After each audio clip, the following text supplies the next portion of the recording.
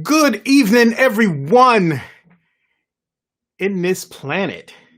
Hopefully, the planet opens back up soon so we can start traveling and getting gigs again. My name is Harry the Big Dog, and this is the DJ interview. And I want to thank everybody that's tuning in from YouTube, Twitch, and Periscope. Let me bring in our next guest, DJ Woody Wood. What's going on, DJ Woody Wood? Oh, same old stuff, man. Just chilling. How you feel? I Just am chilling. good out here today. It was a warm day here in Virginia. Oh, Uh, what part of the land? I'm in Newport News, Virginia. Okay, we can talk. All right. How's that Norfolk State? Yes, sir. So let's get this thing going. Thank everybody for showing up. Um, how did you get this start, this DJ itch? This is the first question I ask all of them because everybody's story is different, even with the same question. How did you get that? I know we talked earlier, but tell the audience, how did you get your start DJing? The way I got my start DJing was probably about, like I told you before, 1965. I was born in '62, but I've always collected records starting about '65 on. And every time I would hear somebody on the radio, I would always try to imitate them. Now, this is going to date myself, but I actually had a little closing play. And if you know anything about a closing play when you were a kid, that was a little portable record player you would take, set up on the porch or whatever, and play. I got one It only played 45. downstairs. I got one of them downstairs. Oh man. Really? Well, see, I used to take my 45s, and my cousin Teeny will tell you my favorite one at the time was probably Stevie Wonder's High Heel Sneakers. And Oh, I would just play that and like, yeah, coming up next, the sounds of Stevie Wonder and high heel sneakers, and drop the lid and play it. And then I would say probably around 1969, there was a DJ in Trenton, New Jersey. Oh, I'm sorry, Trenton, New Jersey. You're from this area, you say Trenton. hmm. And his name was the Prince of Soul. And he came up to my neighborhood, Lagore Square, in the old A&P shopping plaza. And he Damn. came out with a white limo, white hat, white three-piece suit, white shoes, cane, and I said, "I'm gonna do that. I want to be like that one day." And I actually met him in '81. Um, my father knew him pretty well, and I didn't know him. He said, "I'm gonna introduce you to this guy named Prince Wooten." And then I said, "Are you the guy that used to call the Prince of Soul?" He said, "Yeah, that was me." And all of a sudden, the 5-year-old came out. I was like, "Oh my God, I can't believe I'm sitting up here. Man, it was because you got the radio." Blah, blah, blah. But just listening to him and him doing the instant replays on the radio, especially with James Brown's Sex Machine back then. Mm, If song comes on, you hear this instant, bam, replay. wow. And I just said I wanted to do that. And I started basically DJing, getting started off doing it like that. Wow. That's that's nice. In the chat we got DJ Howie D and we got DJ Okay, all right. Clientele checking in with DJ you. Saying, how y'all doing? so fast forward to when you actually started DJing. What year Um, was it? 1971.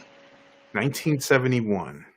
Yeah. My neighbor down the street from us was having a party, and I had a reputation of having all the records. So they just asked me if I could bring my records and play some music, for everybody. So it wasn't no two turntables, a mixer, and a microphone. You just play records. You just So you just play records. So I would just play one after the other, and that's how I call that my first DJ job, and been doing it doing it ever since. But that's the truth. wow. So I'm sure they turned you on to other people. and Yes. you were the neighborhood DJ at 7 or 8 years old. You were the neighborhood DJ. See, what really blew it up for us in the neighborhood was 1976. One of my classmates, his name is Edgar Schaefer, Pastor Edgar Schaefer now, was having a house party. And my partner, DJ Tony T, um, he asked us if we could combine our records, and do something. So I bought my component stereo set. Tony bought his component stereo set, hooked one set into the auxiliary button on it. So to go back and forth to a record, you just turn the knob real slow, and it just brings the other turntable in. And that went off with no problem. And then next thing you know, we were the neighborhood DJs. DJing at its basic back in the Yeah. day.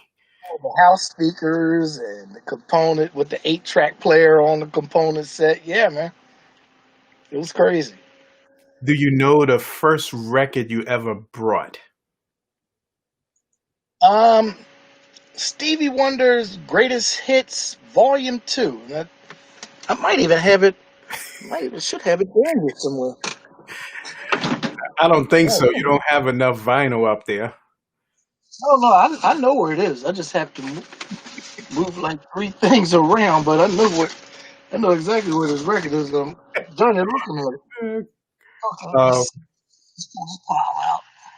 Hugh said that's some serious albums in the background, and Chris said records or records in the background. Yeah, Yes, sir. I all I need is a bed and a bathroom, and I could live in there for a couple of years. See, it's funny because everybody says that. I thought I had the album down here. I think that's at my mother's house. So, Darn it. It's at my mom's. from '76 on, when did you actually get your first set of turntables, mixer, and everything? October 1979. No. I'm lying. August 1979. Okay. Went to Radio Shack. Bought a pair of Pioneer P512 turntable. No, P510s. And a Newmark mixer. Uh-huh. And we were asked to DJ the homecoming dance at my high school, Burlington Township High, back in 79, 80, the year I graduated. And the day of the party, somebody broke in my house and stole my turntables and my mixer. And make a long story short, I found it like 20 minutes later down the street in the neighbor's bushes. And we found the 2 guys trying to make the pickup. I put empty boxes out there, and I tried to break their legs with a baseball bat. I really did. It was violent. It was no But joke. yeah, Yeah. that cat's still in jail to this day. But yeah, that's my first pair of turntables. They were direct drive, so there was no like how the what do you call those turntables? The B210 Pioneers, I think they were from back in the Mhm. day. When you backspin it, it took off like you were drag racing, like that and all. This one, no problem. But that's when we were cutting, so you can really just cut and everything on that pretty well. Right. So I asked everybody about the first set of turntables and mixer, but what speakers and amps did you have to go along with that? We were still using house components like 15-watt receivers, Pioneer receivers, with the full range house speakers, the bass, the mids, the tweeters. So we would carry those, and about maybe 3 crates of records at that time. Put everything in my mother's Maverick. Broke a lot of springs in that thing though. And my mom would take us from party to party, whatever gig we got. My mother would always take us. So shout out to you, Mom. She's the reason why I really stuck with it too.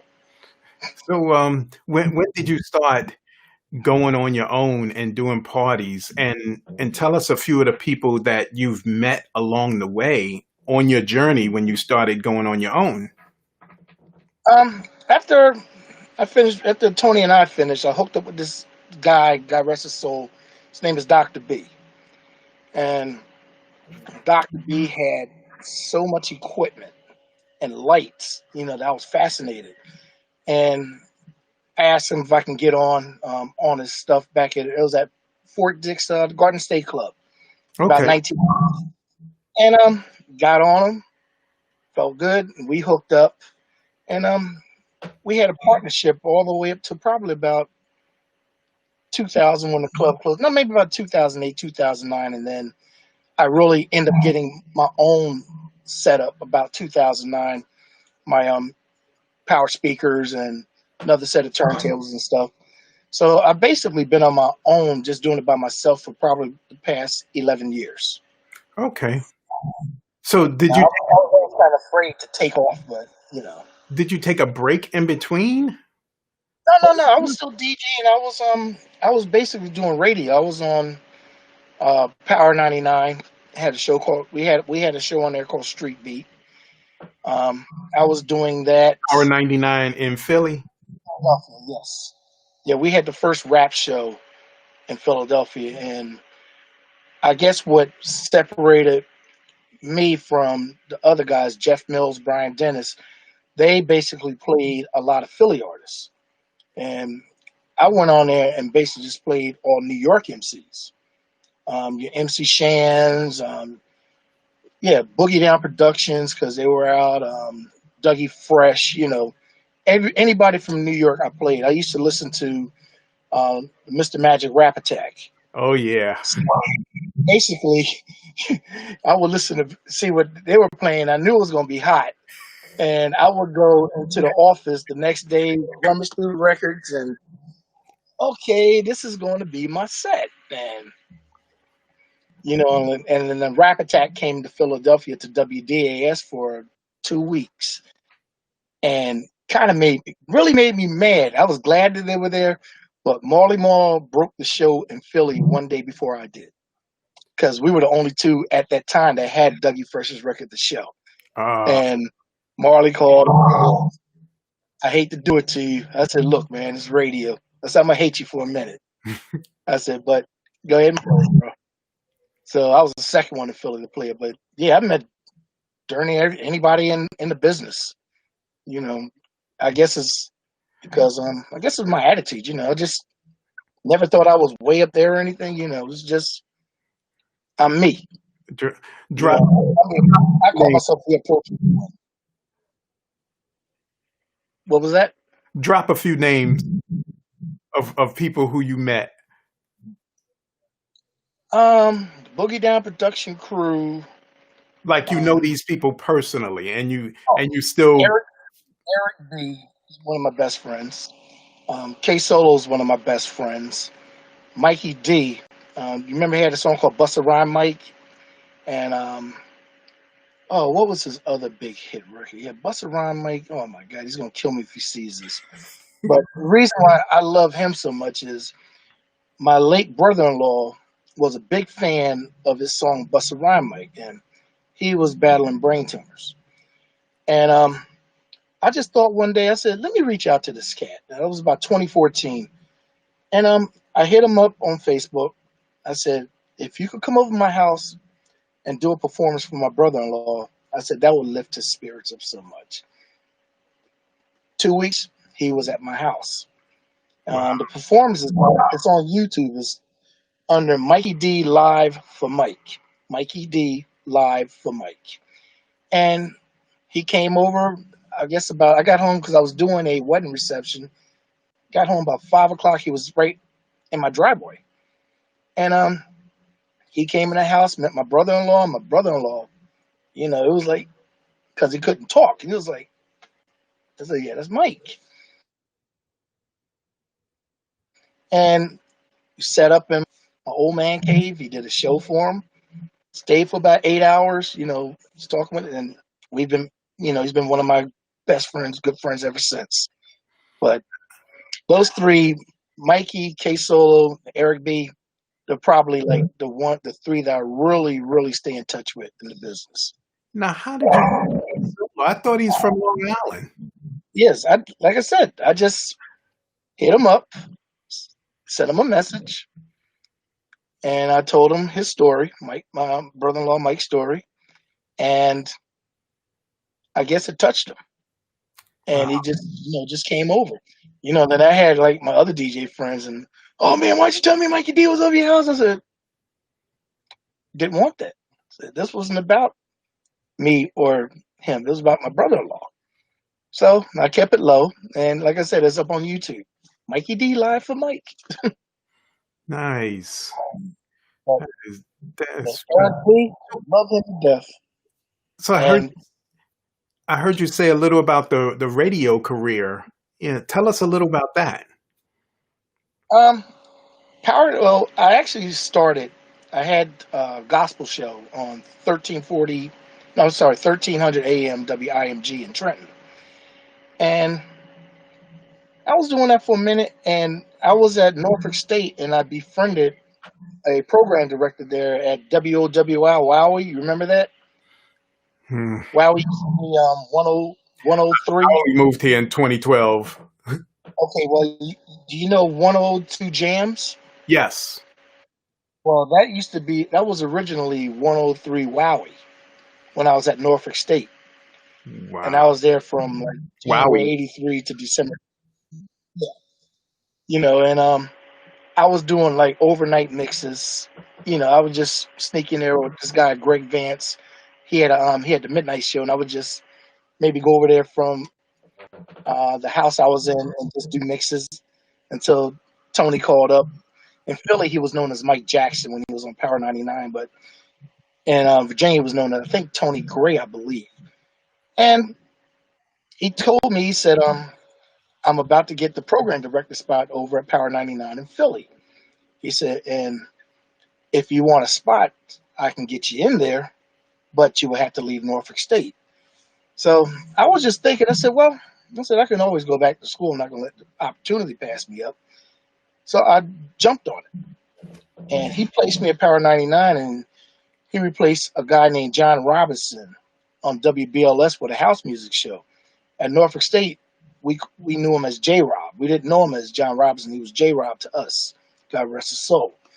So I got to Power, and I was doing mixes, weeknight mixes for the channel. And then he said, I got a show you would be good for it. And it was Lady B Street Beat. So that's how I wound up on Power 99. And then the rest is history. And then I wound up on the old 103.9. I forgot. It's the old 103.9 the beat, I think it is. It's 100.3 the beat now in Philly. I wound up on there and, just doing guest spots on different radio stations. And then 2005, DJ Cam was on Sirius XM The Rhyme.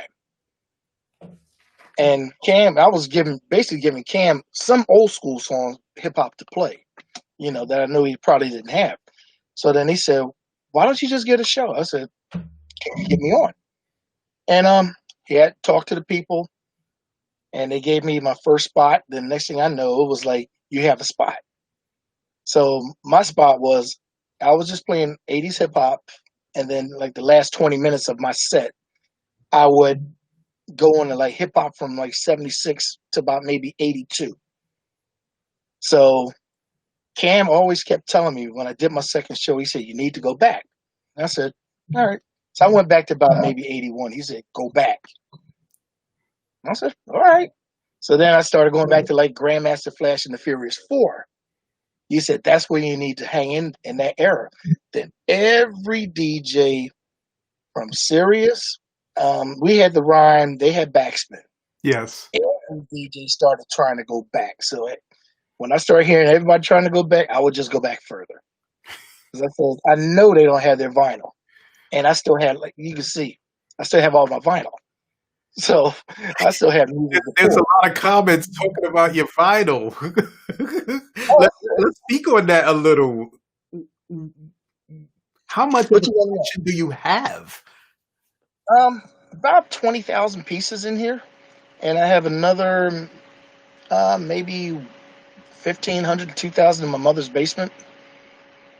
Because There were like the cases I used to carry because Cam got me to stop carrying crates because I was carrying like 23 crates of records at one time. And that junk was heavy. And so that's why I still got those records that I carry in the basement, and they'll never see the light of day because I'm not carrying them things upstairs. So they're just stuck there. And what I have back here is just what I go off of a lot. DJ Howie D said, with all those records, are you using a laptop now? Yes.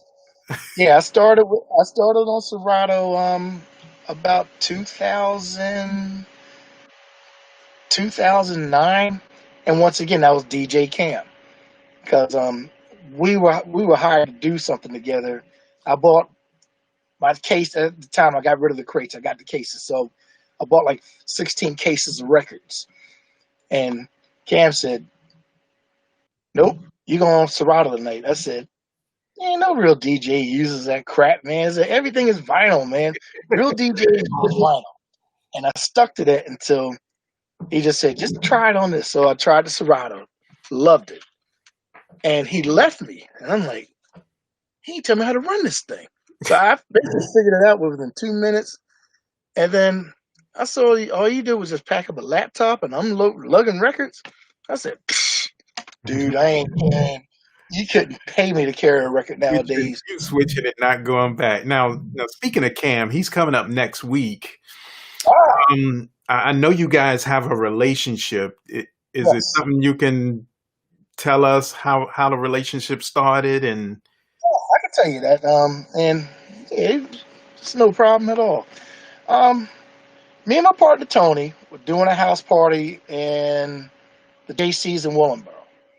And at around the what year? So people could get a feel of how long this has been. time, 1979, 1980. But I'm leaning more towards, might have been 80. Could have been 79. But anyhow, we just kept blowing speakers all night. I go home, get another set, come back, that set's blown. Tony go home, get a set, come back, that set's blown. Now, Cam had a cousin named Tyree. He was our first MC, called himself the Master T. God rest his soul also. So I'm in the midst of going back to get some speakers. Now, the way the story went to me was Tyree said, I have some speakers you can borrow. And he went home and got them. And I listened to him. I said, whose sound is that in there? And Tony said, that's us. I said, that's the guy speakers over there. I said, does he rap or anything? He said, he says he can rap. Gave him a mic. I was sitting down there like, seriously? This dude is that good? Where Now, you? where Cam comes in. Now, this is where Cam comes in. Now, Tyree was living with his Cam's mother, Aunt Sheila, God rest her soul. And he wanted to come out with us one night. And Aunt Sheila pulled us to the side and, told us, I'm going to allow you to take my son out. But if anything happens to him, something's going to happen to you. Now, all you can say is, yes, ma'am. You're not going to say, You ain't going to break bags. You say, yes, ma'am. So we said, we got to give Cam a job. So his job was to carry the crates. So his nickname was Crate Man. So, and he was big for his age. I think he was about 12 at the time. Yeah. He was 12 looking like 20, but the boy was big. So he went with us. We, just kept him carrying the crates, and the rest is history. And then we would put him on turntables, and we would give him the worst record in the world to cut up. Anything we could find, we wasn't giving him the good stuff. Like, you want to hone your craft, you got to practice on the junk. And then little we found out that he was going behind our backs and pulling the good stuff anyway. But our job, me, DJ Tony T, and his cousin Tyree, we basically trained him. And my whole thing is, if I'm gonna teach you, I want you better than me, because you're gonna have to carry the man. Because I wasn't planning on doing this forever. Right. So, and he would just turntables, practice, and the rest is history. And you can see where he is today. Yeah. So I'm proud of him. We'll hear his story next week, and it's pretty amazing. And he's one of the other few DJs that does this for a living. He does not work or anything. Yeah. And And see, and that's what that had me amazed because my house, my parents preached pension, retirement. So when I was doing radio, I still had a job with the township, and then even when I went to the turnpike, I still carried my pension over, and I was able to retire last September with my pension. And I used to preach that to him, and then she said to me one day, he said, "Look, with all due respect, this is what I want to do. I'm gonna do this, blah, blah, blah, blah." Laid me out respectfully. So I said, no problem. I mean, I couldn't holler at him. I said, all right, man, you got my blessings. I'm gonna pray for you. It's working out for him. So I'm glad to see he's one of the only few that I know that's actually making it like this. But this is yeah, all you do is DJ and have that DJ life. And I find that amazing because, I'm like you. When I was DJing, I didn't leave a job. I'm military. I'm a reservist. I got various temp jobs in New York and everything, and that's how we did. We DJ'd on the weekend or holidays or whenever right. you can. And Ooh. see, it's like with me, like I still love the DJ, but you know, I don't have that itch to go back to regular radio after being on XM because I had one cat in Philly years ago. Can't call his name because I don't want to embarrass him. And he told me, he said, "You know what?" He said, "I'm a legend out here. I'm on 99, Power 99. And I'm a Philadelphia legend, this, that, and the other." I said, "So basically, what you're telling me is you're a legend in Philly, Jersey, and Delaware, and maybe a little piece of Maryland." He said, "Yeah." I said, "I'm heard in Utah, Kentucky, St. Louis, every state in between that you can Any, imagine. anywhere where they could get XM radio. I'm heard." So that's why I never tell anybody I'm a legend or anything. So I always say, don't throw the term legend towards me and what you do. I say because what you're doing, I've already been there and done that. And it's like I just don't like the direction radio's going nowadays. So the groove is my lane. Like the stuff I play on there, I'm comfortable with. I know the back of my hand, and I could, I do very well with it. Now I don't play new school. Now You you're know, talking about Sirius XM, the Groove. yes, yes, channel 50. How did that all come about? Like I said, Cam got me on to the rhyme, and BK Kirkland from the Groove approached me one day and asked me. He said, "We're getting ready to do a live broadcast." He said, "Can you do old school R&B?"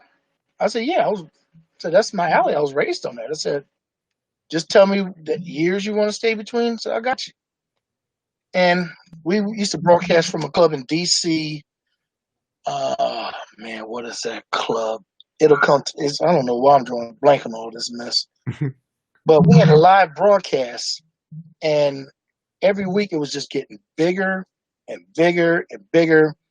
And even the fact when Michael Jackson passed, that August in 2009, I remember BK and everybody came into was up at the club, and it was like, whoa, what are we going to do? I said, Michael Jackson's gone. I said, what are we going to do? I said, let's turn it into a tribute night. I said, do you have enough music to do a Michael Jackson tribute? I said, I can do a week and a half full of Michael Jackson. So I got Of course. Who doesn't? pulled that off without a hitch, running rarities and remixes. And, so right now with the groove, I just basically, I'll play holidays. I'll, whatever he wants me to do, an hour, couple hours, 20-minute sets here and there. Just leave that to the holidays. Just because I really don't want to get locked down into doing a weekly show anymore. I lived that part of my life. So, it's fun, but when you do stuff every once in a while, kind of makes people, give you that itch. When's he gonna be back on? What's he gonna play next? So that's how I Wow. wound up with. Your last one was Memorial Day weekend, that Monday. Yes. Yeah, I did hear that, and I can vouch for him, guys. He can play, he can DJ, and DJ some of the old school music that I like. I think a lot of people from our era, we like that old school and would rather hear it. Not that some of the new school people don't listen to, Right. but you know you tend to stick with your era. It's a lot of fun just because I lived the era like you have, so you're going to know the music. Like I hate to say this, but I really don't like to hear 17-year-old try to play our era because it just you don't know it. Like you may know the hits, but Cameo may have a hit track two, side two. That was a house party staple that you don't hear on the radio. That you don't know about. So But you in play some of the in hits. DJ So Lovely's defense, she Mhm. is the young one of this whole 30 day. Um, she killed it on her set with the music we like to hear. And you know what's nice about that? She studied. I heard her set. She studied and she did very well with it. And that's probably the difference you're talking about. Somebody else would just hear them and would make a mix out of the stuff they already heard, but not study the songs and like, okay, I hear this Mhm. and now I can play it with this. And she played a lot of the old school stuff, and I was like, wow. Yeah, she did a really good set, and like with the younger generation, as opposed to us, we had to actually carry the records. We actually had to have the records. Like for example, if where are we at here? Let's go up here. he digging. He digging from sitting down. Somebody wants to hear this album. You had to have the album back then. And You any know, cut on it. exactly. Nowadays, a lot of times, they could download some things. A lot of things you're not going to find online still. Yeah. Because I'll still have DJs on radio will have their friends. It's funny, call me up. Do you have Ubiquity's Midnight After Dark, or we just need a copy of it. I have it. Can I get it? No, No. 'cause I never loan up my music. I never share music. You don't loan people your albums because either they coming back scratched or they're not coming back at all.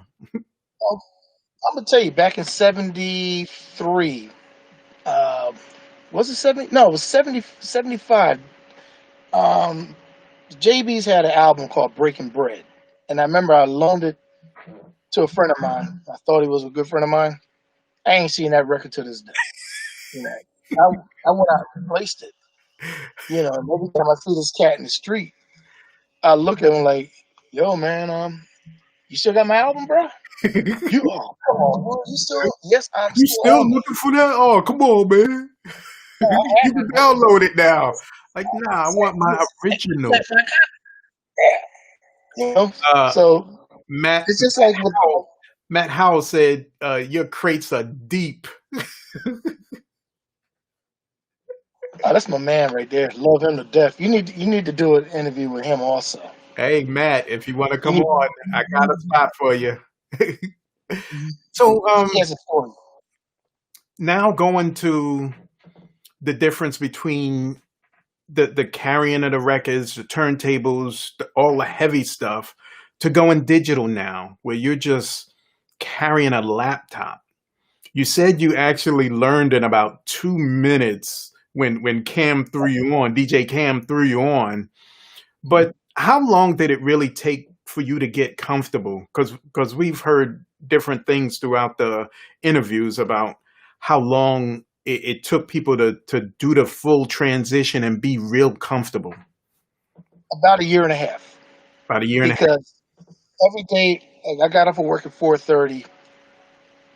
Did I get up? Let me stop. Let me see. 'Cause, God, it's been that long. Yeah, I got up at work at 4:30. So at 5 o'clock, I was in my room.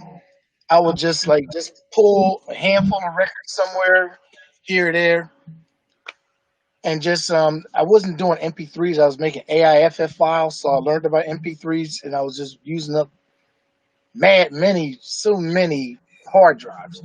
So I was trying to get everything I carried in my cases. Then I brought my cases back to my mom's basement, and then that's when I would start filling in. So now I was comfortable enough that somebody will come to me. You have the Sugarloaf album with the song "Green Eyed Lady." You know about that? It's a rock song. Mm, Bass line, love the bass. And since I digitized it, like, yeah. So like right now, I'm comfortable enough. I can go out in basically just about any format, and somebody asks me for something, I have it and all. So right. took me about a year and a half, honestly. So with your cue points, are you're I'm assuming you're familiar with them. How long did it take you to get the cue points coming from the vinyl going to digital? Um, I have some cue points, but I really don't use them because and Cam will probably tell you the same thing. It's cheating. So, Yeah, it ain't cheating. It's quicker. well, that's see, that's what a lot so of them will tell you. It's quicker. you come from an era where you backspun stuff, and Yeah. it ain't like you hit a Needle button, dropping. bam. Remember that? Remember needle Yeah, dropping? Oh, yeah. Like I'll show you, like the original cue points. Hold on a second, dude, because now since I got this record in my all right, Matt. I'll reach out to you. hold up. Oh, there we go. It's kind of Uh, there we go. but man, Seth, Where I ain't. he put on there. He put on there. No, my brother, you got to get your own. That's right. Howie D said some of them play 10 seconds of the song and then go to the next. I remember, This, yeah, that's this was our the original original cue points. That was the original cue point. You mark your record up. Yeah. And Let, your backspun, you know where to go. let, let me show you my whole record collection right here. Oh wow, what's that last one? Captain Sky? Yeah. Oh, you man, you good. Ah. Man, No, I might this was unscripted, everybody, and he just seen the back of it. I might not be able to tell you what I did 10 minutes ago, but I can tell you what a record is. So this is a two-part question. All right. Worst party ever? I would have to say it was a wedding reception where I knew the lady didn't want to pay me, hire me, and what they say, she has champagne taste and beer money. And everything I played, she will always all just got a constant complaint about. Oh, you didn't do this, you didn't do that. Oh, I don't see why I need to pay you. And you Mm. know, her wedding party was getting up having a good time, but she was trying to find everything wrong with it. So I just said, well, we can handle this one or two ways. You can pay me now, or I'll call my lawyer on speed dial. It's up to you, babe. And that was probably the worst party I think I've ever done. She just complained so much, but I really haven't. I really can't say I really had a bad party besides that. Because when I do parties, I like to have fun. Definitely. I I I, I can't get up there and do all this while I'm DJing. I can't dance. I'm stiff. I'm the one that's up there like See, that leads into the next question. What was the best party you remember? best party I remember. Um, a '70s throwback party out in Virginia, out in Richmond. I got the kid. Wow. Go, can't think of the club. Back around probably about 2006 or so. Was everybody dressed? '70s style. I was the only one that wasn't '70s dressed. I just went casual. But everything I played, they had floor just stayed packed up. Ain't nobody want to slow it up because I asked them, I said, anybody here in love? Nah, all right, ain't even the slow songs in. So we They, just party, old school parties, anything above 120 beats per minute, that's a party. yep. Like, what these kids listen to, like, 60 beats per minute, I'm like, that's a slow jam. At least You the got to mix take it up a little. with a fast 120 beat Oh minute my song. God.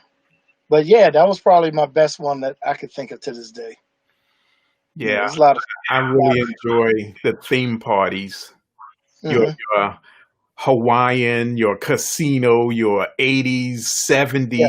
70s, 50s. hmm Exactly. Love them things. Yeah. They're a lot of fun to play A lot with. of fun, especially when people get dressed up and hmm you find, you know, you find pictures after that and like, yo, we used to all dress like that back Yeah. in the day. And they happen to find something and you're like, wow, this is nice. I remember I did a '70s theme party, and this one guy came in dressed up like Sir Nose devoid of funk. The nose, the hat, the suit. We sitting down there, I was dying. I was like, look at this cat. He won the prize, We won first prize I'm dressed like that. sure. But yeah, it was I really enjoy those. Now, Um, what do you have behind you? Let me ask you a question. Are those turntables are they controllers behind they turntables. you? Okay. Yeah, these are my Gemini PDT 6000s. Okay. All right. They've been with me for a good little while and they still strong. There you go. And then in the middle is I forgot what type of mixer it is. I just took it out about 2 weeks ago. Really? They Okay. were I didn't want to throw your question in off. I just thought I'm like, looks uh, interesting. DJ Howie D said you got 45s too.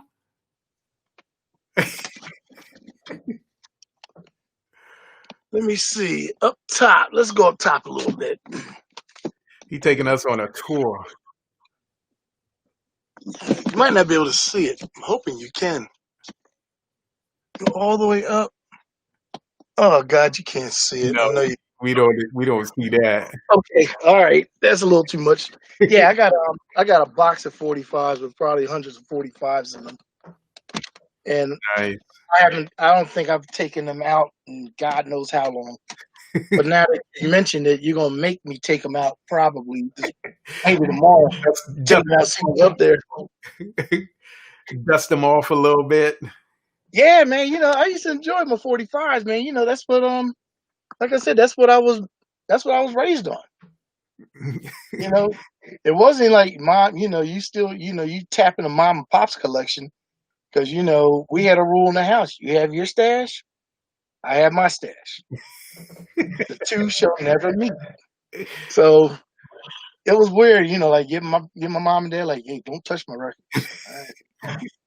And they're the ones that bought them. But So this is my last official question. What would you tell a DJ who's just getting into the business Mhm. and just starting out and wondering how to go about this, how to get connected, how to meet people, how to get into clubs, radio? Because it seems like you've done a lot of it. um, only thing I would probably tell somebody just getting into it is find a DJ that you like. Um, See if you can travel with them. Offer to carry equipment. You know, I won't say carry records. You carry hard drive because you ain't carrying records no more. You know, your whole Offer to setup is with a help out. backpack now.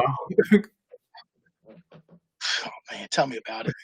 But just offer to be there to help. You might get paid, you might not, and see if they'll take you on. And just study under them. Study all genres of music, even down to classical, and even big band. If you have to go back that far, I have 3 big band albums up here that if I ever had to do a 40s party, carry me the whole night. But study your music, learn your equipment. Make sure if you're going out on your own, you're going to set up. Make sure you have the proper equipment. Like this will be the argument with many people. I'm a QSC head. Love QSC. Yes. I have the 8s, the 10s, the 12s. The 418s. The whole 9 yards. Make sure you know your equipment. If you're going to do a wedding, and for those people who don't know the QSC, you're talking about the powered speakers. Yes, sir. Yeah. And especially if you're going to do a wedding, make sure you get the music they need. Listen to the music. If there's something that's not appropriate, you bring it to their attention. Now, I'll tell you the biggest mistake every DJ I know does is they play Reasons by Earth, Wind, and Fire at a wedding reception, which is a no-no. Because if you listen to the lyrics, the song is about a one-night stand. So, people, I didn't even know that. And I know the words if it's on and you say, the reason. The reason, oh man, he loves me so much, that's the reason. No, you were a one-night stand. You don't play that. It's like one girl at one wedding I did a couple years ago. She asked me, she said, can you play Good Kisser by Usher? So I said, such and such, do you really want me to play that song? She said, yeah, because, my man thinks I'm a good kisser and all. I said, have you listened to the words of that song? He was like, yeah, it's just telling people how good of a kisser I am. I said, no, it tells people that your head game is strong. I said, you want your dad and all to know that how good your head game is? You want your grandmother to know how good your head game is? I said, I'll play it. That's she probably looked at you like this. Oh my God, yeah. She was like, I didn't know. I said, because you got to listen to the lyrics. So I always tell people, because I love doing wedding receptions. That's to me, that's one of my strongest areas. Just listen to the lyrics. If you can get an MC, have an MC with you. My brother is my MC, and I got him by accident about 7 years ago. Right. And the guy couldn't make it, and we had to go do a reception out in Maryland. And my brother said, I can do it. So I said, okay, well, this is the script, blase, blase. Next thing I know, wedding reception right here. This, all right, everybody, how you doing? Everybody out there, my name is MC Lynn Woods. My brother DJ Woody Wood. We're here to have a good time. Let's give a hand. I'm like, who is this person? And ripped it up. And I said, well, I guess you're a minister, so you know how to work a crowd, though. And he's gotten better and better as the years go on. He tells me what to do now, which is what I wanted. So I would, if you're going on your own, have a good MC. Make sure your contract is right. Definitely get that non-refundable deposit, and don't sell yourself short. If you think you're worth $200 an hour, demand it. That's because folks are going to try to lowball you, and I hate to say it, but some of our folks, you know what I'm saying? Like the other folks, you can get $1,500, $2,000 a night out of reception. Our folks, oh man, I can get Eugene down the street to do it for $250. Well, go ahead and get Eugene for $250. Now we had this conversation, not me and you, but I had it with another DJ clientele who was on earlier. I think he's still on, Okay. and we were talking about, like you said, demanding your price. And I countered with, what about that person who's just really getting into it and you don't know their home situation and they may need this money, so they're going to take anything. Do you think that that hurts the rest of the DJs who's demanding, or you You know? mean the ones that undercut? Yeah, Oh yeah, there's a lot of them out there. Yeah, yeah, yeah. That definitely hurts the business. Because if you know you can get $1,000 doing a wedding reception, especially if you have a reputation that right. speaks for itself, and then they'll go up underneath you. Well, I can do everything for 400. Like me, like I have, I guess my attitude is screwed up because I'm like, well, that's what you want to do. Go ahead and get them. I don't bargain. I know what my work is. I don't And, bargain. I know what my brother does. So I'm not lowballing myself just because you don't want to pay. You Like my dad used to say, people want to drive a Lamborghini, but riding around in a Chevy Chevette. hmm, So you're gonna get what you pay for. That's how I look at it. And if you guarantee your work, then that's another story. right. But if you're young and you're getting started and your friend wants to hire you, you just starting out, just make sure you do your homework. You know, study how to, do a wedding intro.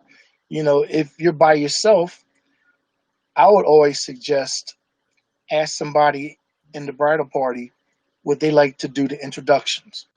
Would they like to be the host? Drop them a few dollars. That frees you up because they'll probably know the people better than what you do, and they'll be able to have a lot more fun with it. Yep. Where you get on there and you just play music, making announcements. But if you have an MC, get together with him, go over everything. But yeah, but make sure you do your homework. The game can be fun. It could it depends on your attitude also. If you got a crappy attitude, like you think you what, it'll show up. The sugar You honey iced tea. so like me, like the word legend has been thrown around, and I tell people, and Cam and I'll tell you, I don't say that to me.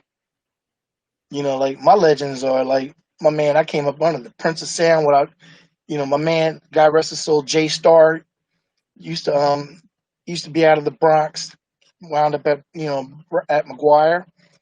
Those cats to me are legends. I've been in the game. I'm still putting my time in. As long as you respect me, we cool. And I haven't met anybody that has disrespected me yet. So that's all. That's a blessing. You almost 45 years into the game, Yes, or a little bit longer. 46, 47. Yeah. So, let me ask you a question about the wedding. What would, in your opinion, what's the difference between playing at a regular party and doing a wedding? Because um, when I was DJing, I did both, so I know a little bit of the difference. But in your opinion, what are the differences that you think? And should somebody go to just doing wedding DJing? Because some of that you can live off of it. 1,000, 1,500, 20. I see people charging $2,500. Right. I think the difference really is like just DJing a regular party. You show up with your music and you play everything, keep the floor packed, everybody has a good time. You talk junk on the mic once in a while. Like I know DJs in Virginia, they just run their mouth all through the song, non-stop. But that's them. I can't knock that. Now with a wedding, to me, the wedding is just a little more work. Like me personally, I don't play jazz. I play love songs, and I've found it that people will sit back and reminisce and start singing something that they can relate to. Like the easy way to me is jazz. That everybody's talking about, but excuse me, like you pull brainstorms. This must be heaven. Drop that at a wedding reception. You're going to hear somebody say, "Oh." I tell you, I still remember one night I was doing a reception and I dropped Bootsy's Rubber Bands "Can't Stay Away." And if you know anything about the song, the way the song starts off, it's a loud bass guitar hit. And as soon as you hear it, if you know the song, you look like, oh, you going like this? Oh. you just nodding your head though. One dude came and said, "Bro, I ain't never heard anybody play this." I Mm, said, "Listen to the words of the song. It's a love song. You know, you can take anything and find a meaning in it. You know, as long as they ain't cussing your mother out or they don't drop any curse words, then you're good." But yeah, like I said, I do love songs. I prefer that, and I end up giving out more cards just going that route than just playing jazz. You right. know, drop Billy Joel's "Just the Way You Are." Somebody's head is gonna go like, Hmm. wow. And you might want to drop, a gospel song here and there once in a while. Just might have that crowd in there, Yeah. But you ain't gonna drop, who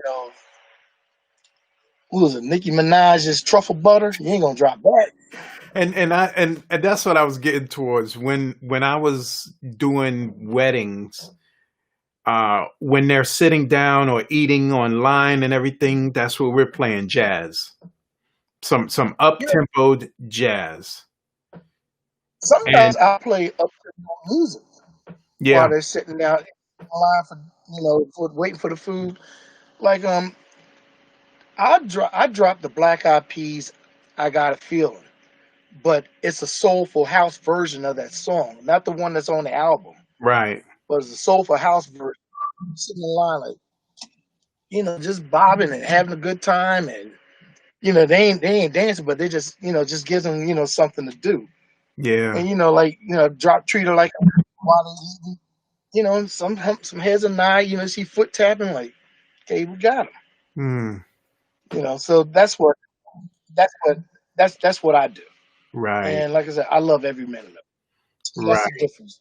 Wedding receptions, because you have to you have to know the music you're playing, and if any DJs out there that's listening that hasn't done it, make up a wedding music crate where you just you put little remarks, Definitely. dinner,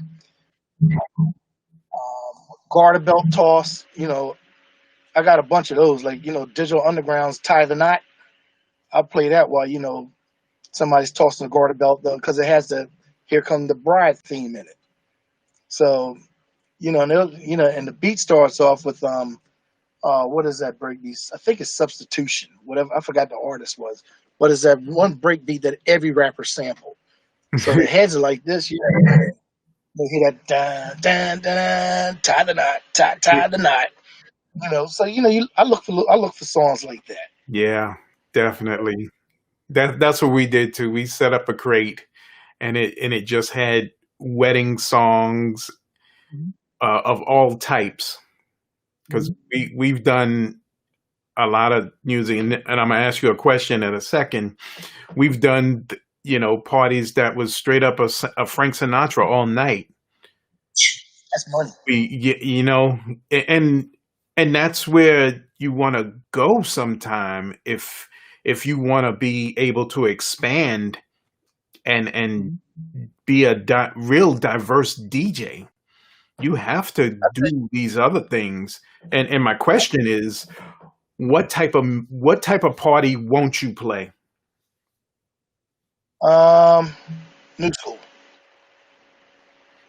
Anything new school, because I'm 57. You don't need to see pop DJing.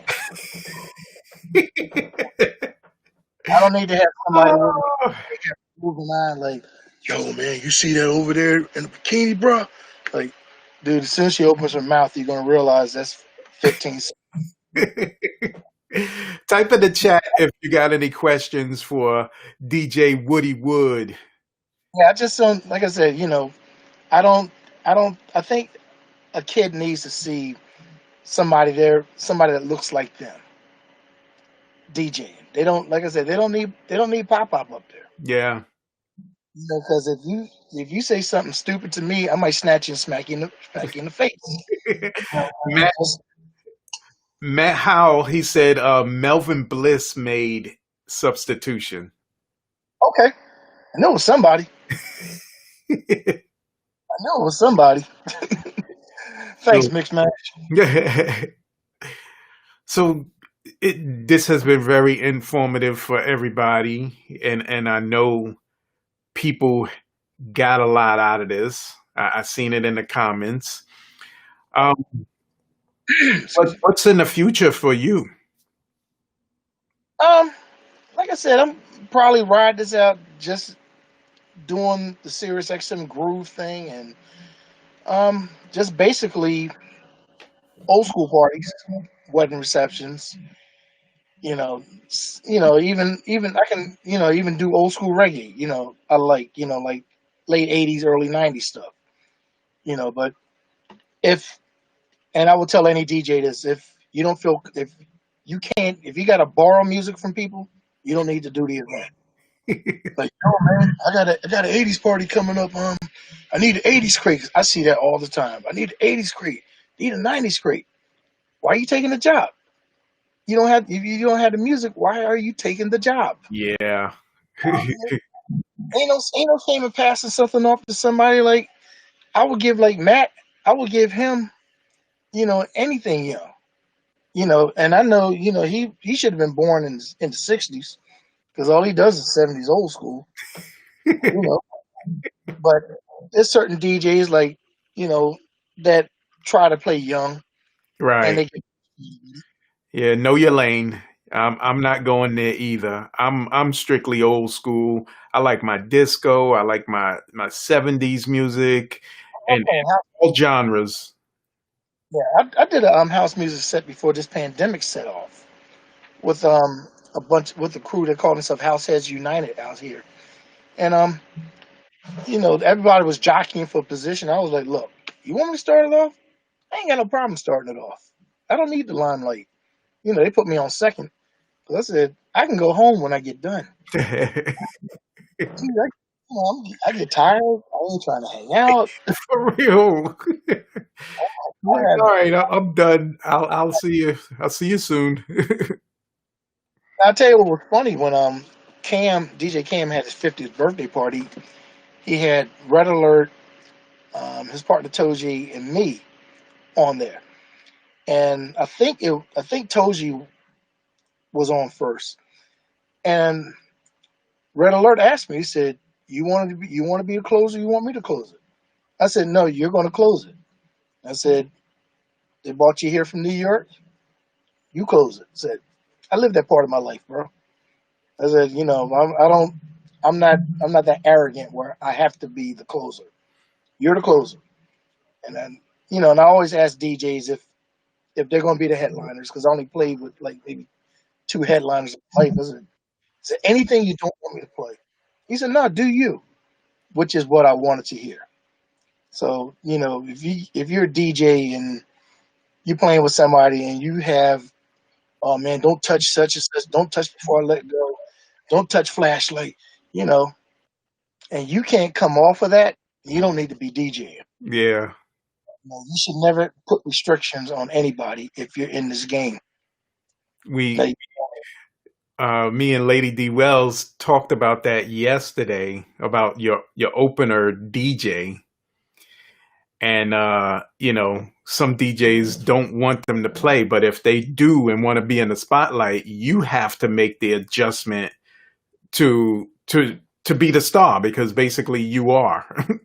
well, they see, they coming up in the limelight, but you are the star. my problem is I don't play well with others. Yeah. You know, because I just believe if I'm DJing an event with you, you should not repeat anything I play. I could run the gauntlet. you should be able to come off of that. That's just how I look at stuff. Yeah. You know, like I've never been I don't. I've seen openers. And I know that I guess that's supposed to make the headliner look good, but no, you don't make that. You do you. I can't play with handcuffs. I can't play with limitations. Why, I don't get asked to do many events with DJs and all. Which doesn't bother me. But yeah, that's about it, bro. It's fun. Love it. All right, we got to close this out. I want to thank everybody for showing up. I want to thank you, DJ Woody, Sure, you don't have any more questions? in giving us some knowledge about and seeing knowledge like right behind you. I can Yeah. imagine I'd be in Hey, there like, wow, wow. it's funny. That's what people come over here and do. It's like the mouths drop. I guess I've seen it. It doesn't do anything for me. I'm like, wow.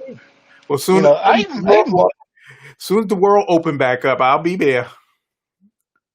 Like I said, man, I have no problem with DJs coming over here chilling. No problem at all. I just actually bought a controller this year. I bought a Newmark NS 7.3. The Newmark NS 7.3. Nice. Used it once. I like it. I know Cam's gonna probably curse me for it, but he's like, man, you going to a controller? Man, that thing, man, is lighter than my coffin I carry around with me. For real. Like I used it at the house music event. It was just, it was really just playing house music. So it was just blending.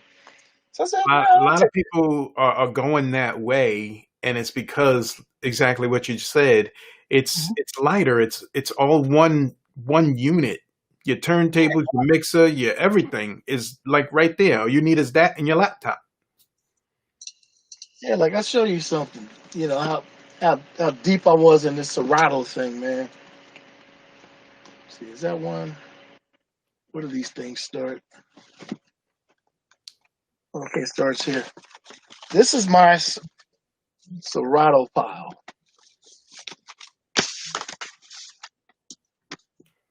You have a Serato pile, not just two. No.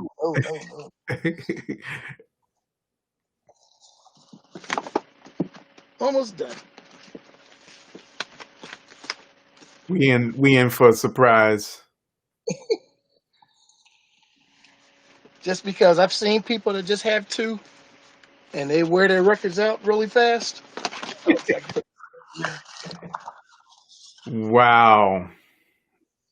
Hold on, got a little bit more. And he has more. This is like my whole Serato collection. I wish there was a way you could really see it. But like some of my favorites.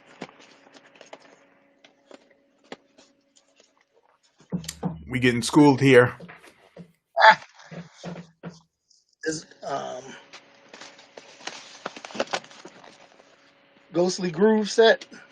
Uh-huh. Use that for Halloween. That comes out in the month of October. I have a set of pink vinyl that I use when it's National Breast Cancer Month. Yeah. I always have the pink vinyl for that in support of people going through breast cancer. So that's my way of showing support to them. Yeah. Which ones do you have for National DJ Month that we're in right now? Oh, God, this is a good question, man. Don't make me just go through everything like this. Surprise us. He gonna pull out something. I don't know, man. Your, Holding on your to best one. Do you have any that are personalized? No. No, I don't have any you mean that was signed by other people? No, that's personalized to Somebody, you. Like your name, DJ Woody oh, Wood. that has like, you know what? No, I don't. I've seen people do that. I was always wondering how they did it. I don't really have anything special, to be honest with you, for National DJ Month, because every time I do a party, I would just take a pair. When I get done with that pair, then I just put it at the back of the line. Next pair comes up. So that's that's how I keep it from having to buy vinyl all the time or wearing out vinyl. Yeah. Because you ain't going through all these pieces of vinyl I have for Serato. So I think I have every color imaginable. Oh, and I know what it is. I have the rock and soul ones on my turntables. I don't Ah. have them back here. They're actually turntables. So I would say I would probably use those for the National DJ Month, because Nice. I'm rock and soul DJ Cafe out here in Pensauken a couple months ago, and oh wow, look at you! Look at you! My Beat Street slip mats. Oh, you got the slip mats. Okay, see, I thought that was the vinyl. No. Yeah, No. I have a set of slip mats that says old school DJ. Wow. In fact, I can actually show those to you because they're right here in this room, and I know just where they're at. And Gotta there, move this piece yeah, around. show that before we get out of here. Keep talking. I'm listening. So DJ Woody is going to find his old school DJ slip mats. Yeah, And they're and back then in we'll here. wrap this up. Oh man, Don't come on. don't get lost back there. No. Let me see. Oh, they was back here. So as he's looking for that, you know, Oh, they're this, not back here. In my other room back on it, but yeah, they say old school DJ. I know where they are. As a matter of fact, they're on my turntables. That's in my coffin in my van. Roger that. Cause I carry those out just because I always get a nice reaction when people see them. Yeah. They're like, "Damn, where'd you get those from?" And I got them out in Armand's Records in Philly back in, I think it was early '90s. Back in the day. Back in the early '90s, the only pair of slip mats I ever bought because I liked them. So DJ Woody, we coming up on the hour and a quarter. We're gonna wrap this thing up. Welcome. Thank you for showing us your knowledge of the music and how long you've been in it, and just giving us some good advice.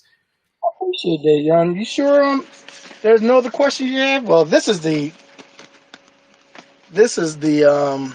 slip the what do you call them things? The record cover, the Rock and Soul record covers that came in. Oh, It's nice. just the records ain't the back in the room. Hey, like I said, you sure there's nothing else you need to know? No, I'm open book. now we are good. All right. So thank you Sounds good. again, DJ. No, like I said, thank you for having me. I really appreciate it. All You right. took the time. That means a lot to me. Yes. One love. Thank you. So thank you for coming out. This is Harry the Big Dog DJ interview, and we got a very special interview slash know-how slash training on Sunday the 14th. So join us tomorrow and make sure you're there. Until then, we'll see you tomorrow, 8 o'clock sharp ish.